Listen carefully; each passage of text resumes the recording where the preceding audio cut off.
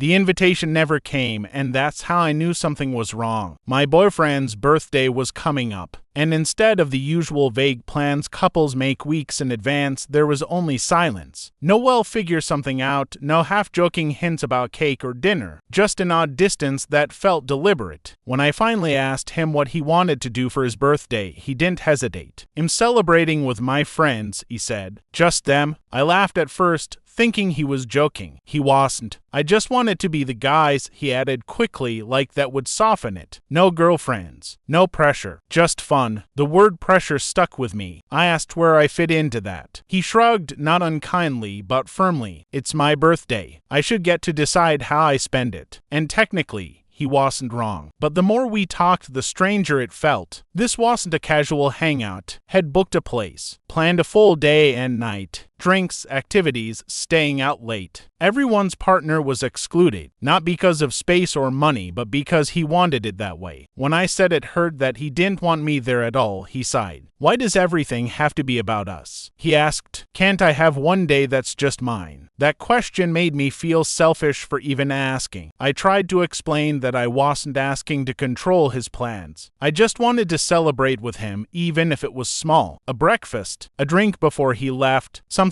that acknowledged we were a couple. "That's exactly what I'm trying to avoid," he said. "Birthday expectations." Expectations. Another word that landed wrong. After that conversation, I felt embarrassed for wanting what seemed so basic. I told myself I was being clingy, that adults don't need to be attached at the hip, that plenty of couples celebrate separately sometimes. But when the actual day came, the feeling didn't go away. He woke up early, already energized. I wished him happy birthday. He smiled, thanked me, and started getting ready. No plans for later, no mention of seeing me after. Just a quick kiss and "I'll text you." The apartment felt empty the moment the door closed. I spent the day trying to stay busy, scrolling through social media I pretended not to care about. Around noon, his friends started posting stories, laughing, drinking, group photos. He looked happy. He didn't text. By evening, I finally messaged him just to say I hoped he was having a good time. He replied hours later with a thumbs up and "Yeah, it's great." That was it. Something in me snapped quietly. Not anger, exactly. More like clarity. When he came back late that night, smelling like alcohol and excitement, he seemed confused by my distance. "What's wrong?" he asked. I told him the truth, that it hurt, that I didn't understand why wanting to be part of his birthday made me feel like I was asking too much, that being deliberately excluded felt worse than if had simply been busy. He frowned, immediately defensive. "You're making this into a bigger deal than it is," he said. "It's one day." I asked him if he'd feel okay if I did the same on my birthday. If I told him I wanted to celebrate without him entirely. "That's different," he said without thinking. When I asked why,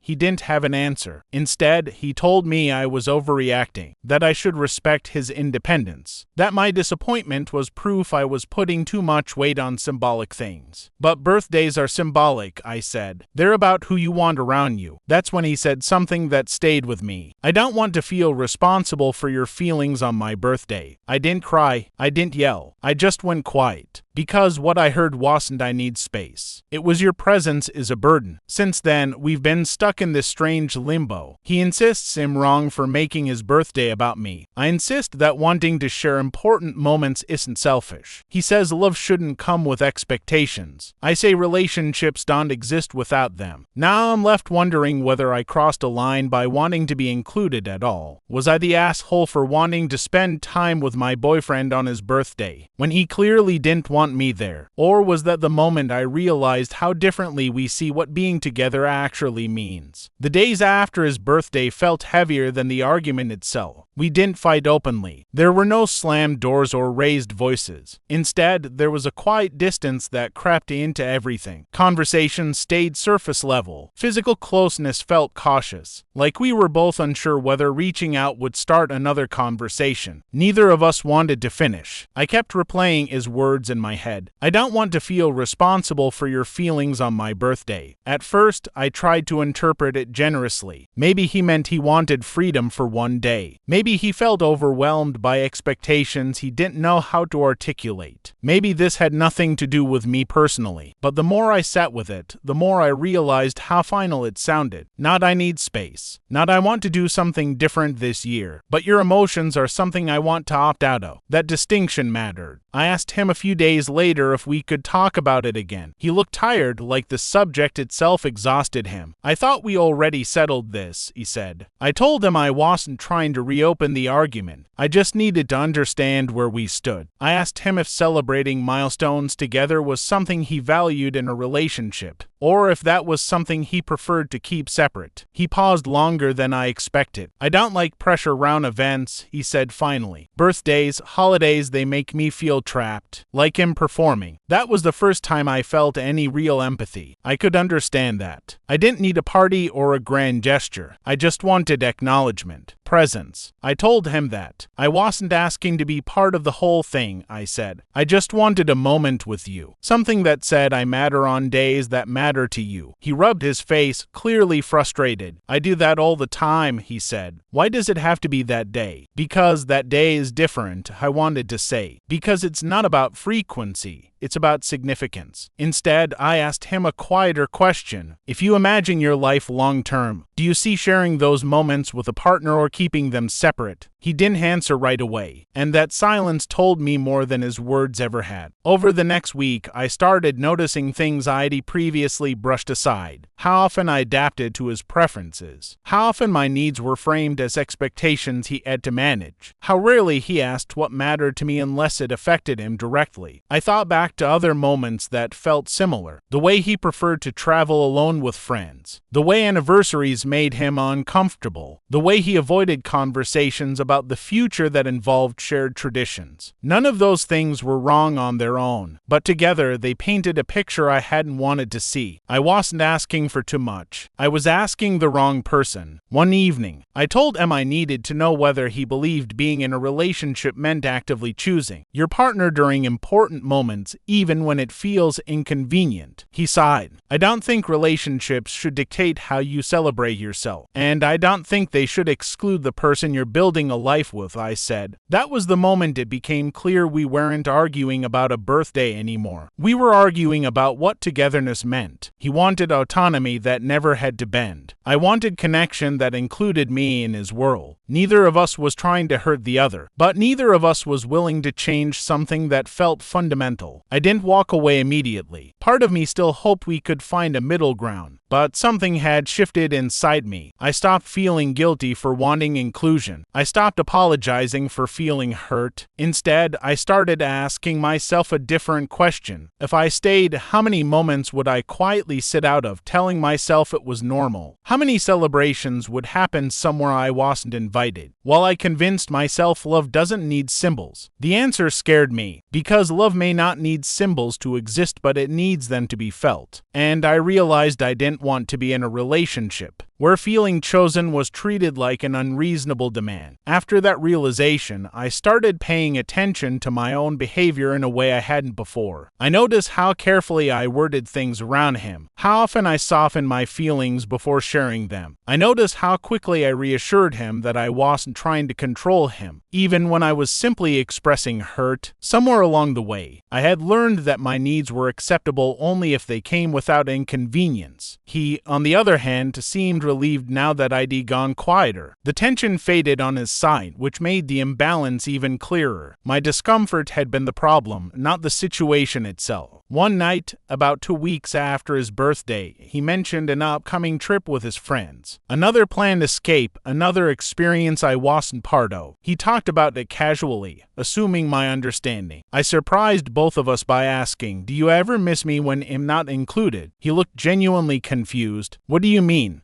I said slowly, "Does it ever feel strange to plan big moments without me? Or does it just feel easier?" That word landed between us. He hesitated, then answered honestly, "It's easier." I appreciated his honesty, even though it hurt more than anything else he could have said. Because ease, I realized, had become his definition of love, and effort had become mine. We talked for hours that night, longer than we had in months. He admitted that had always valued independence above everything else. us. That relationships, to him, were meant to fit around an already complete life, not intertwine with it. He didn't want to lose himself, didn't want obligations that felt emotional or symbolic. I told him I didn't want to consume someone's life. I wanted to share one. I asked him if he thought my desire to celebrate together meant I was dependent. He said no, but that it felt like a slippery slope toward expectations he didn't know how to meet. That's when it became painfully clear. My presence wasn't unwanted, but my attachment was. I asked him one final question. If we stay together, will there always be parts of your life I'm expected to step aside from? He didn't say yes. He didn't say no. He said, I don't know how to give you what you're asking for without feeling like I'm losing something. And in that moment, I understood that continuing meant constantly asking him to choose between himself and me, a choice he would always resent, no matter the outcome. I didn't end things right away. There was still love, still comfort, still history, but something fundamental had shifted. I stopped hoping he'd change. I stopped imagining future birthdays differently. I stopped picturing a version of him that wanted what I wanted. Instead, I started imagining myself in a relationship where inclusion wasn't negotiated, where wanting to be there wasn't treated like pressure, where I didn't have to explain why moments mattered. A week later, I told him I needed space to think. He agreed easily, which hurt more than if he'd resisted. That space gave me clarity. I didn't want to convince someone to want me there. I didn't want to argue for a seat in my partner's life. I didn't want to feel like a responsibility someone had to manage carefully. When we met again, I told him calmly that I didn't think either of us was wrong, but that we were fundamentally incompatible. He looked stunned. Over a birthday? He asked. I shook my head. Over what the birthday revealed. I told him I needed a partner who saw shared moments as enrichment, not obligation. Someone who didn't feel freer by excluding me. Someone who didn't see my feelings as something to avoid on important days. He said he never meant to make me feel unimportant. I believed him, but intention doesn't erase impact. We said goodbye without anger. No dramatic ending. Just a quiet acknowledgement that wanting different things doesn't make either person bad. But staying despite that would have slowly made us bitter. Now, when I think back to his birthday, I no longer feel ashamed for wanting to be there. I see it as the moment I finally listened to myself. I wasn't wrong for wanting to celebrate with my partner. I was wrong for ignoring how clearly he showed me that he didn't want the same kind of partnership. And realizing that,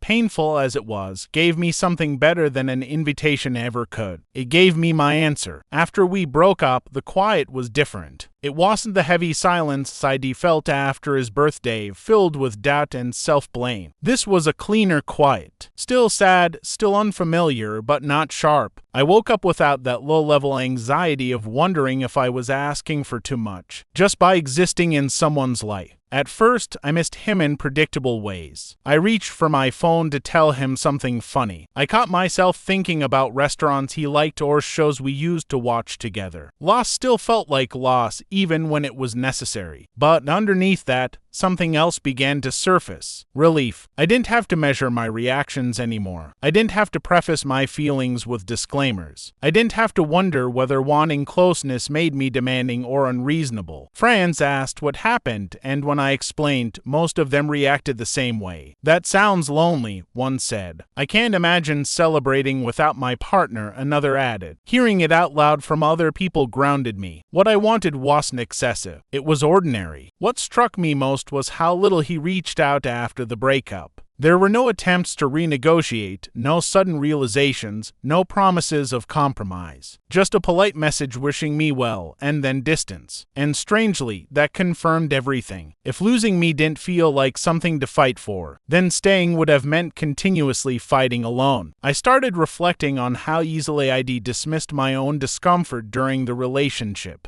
How often I told myself I was being emotional, sensitive, dramatic. How often I accepted explanations that centered his comfort while quietly sidelining my needs. I thought about how birthdays, holidays, and shared moments aren't just traditions. They're touch points. They're how people say, you matter enough to be here. I wasn't upset because I didn't get invited to a party. I was upset because I realized I wasn't part of his inner circle. And love without access isn't intimacy. It's proximity. Weeks passed, then months. The memory of that birthday stopped hurting and started teaching. I noticed how my standards shifted, how I paid attention not just to how someone spoke about love, but how they practiced it when it was inconvenient. I learned that independence doesn't have to mean exclusion, that autonomy and partnership aren't opposites unless someone frames them that way, that wanting to share life doesn't mean losing yourself, it means choosing connection intentionally. Sometimes I still wonder what would have happened if I'd stayed silent, if I'd told myself it didn't matter, if I'd swallowed that disappointment like I'd swallowed others before it. I know the answer. I would have disappeared slowly,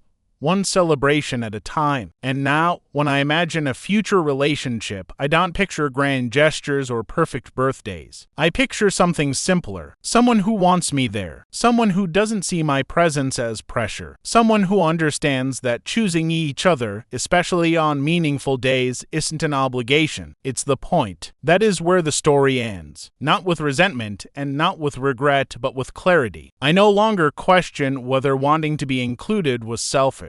I no longer replay conversations, wondering if I should have asked differently or felt less. I asked for something simple. I asked to be part of my partner's life in moments that mattered to him, and when that wasn't something he could offer without feeling diminished. I chose to step away rather than shrink myself to fit his comfort. I didn't lose a relationship over a birthday. I gained an understanding of what kind of love I am willing to accept. Love that makes space. Love that chooses presence. Love that doesn't treat closeness as a burden. And if that means walking away from someone who couldn't meet me there, then that ending was not a failure. It was the beginning of something healthier.